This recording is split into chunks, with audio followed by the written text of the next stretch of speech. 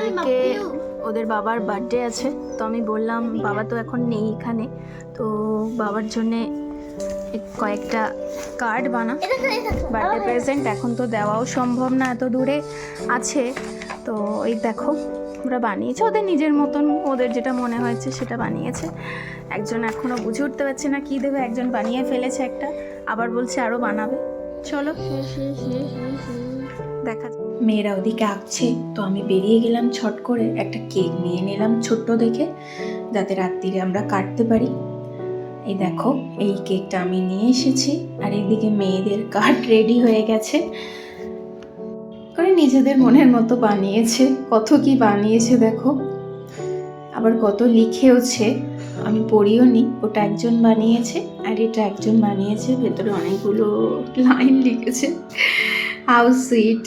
এদিকে দেখো 12টা প্রায় বাজতেই যায়, আমি কেকটা রেডি করি, রেডি করার পরে ওর বাবাকে কল করব। এদিকে দেখো মেয়েরা কথা বলছে, 12টা বেজে গেছে।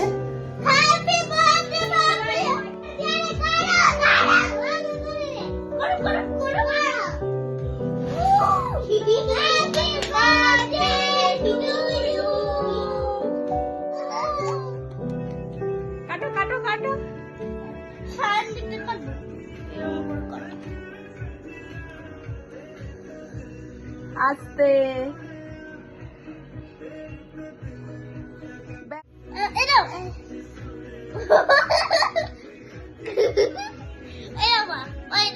ও তো অনেক দূরে আছে, যতটুকু আমরা চেষ্টা করলাম আর কি ওকে একটু সারপ্রাইজ করার বা একটু চিয়ার আপ করবার। আজকের দিনটা একটু মনটা খারাপ, আমি জানি। আমাদের বিয়ে হওয়ার পর থেকে আর বাচ্চারা হওয়ার পর থেকে আমরা একসাথেই বার্থডে সেলিব্রেট করেছি, এই প্রথম বছর যে অ্যাকচুয়ালি বাবা ওদের থেকে এতটা দূরে রয়েছে বসে। একটু হলেও মনটা হয়তো এখন একটু ভালো হবে, ওই আর কি।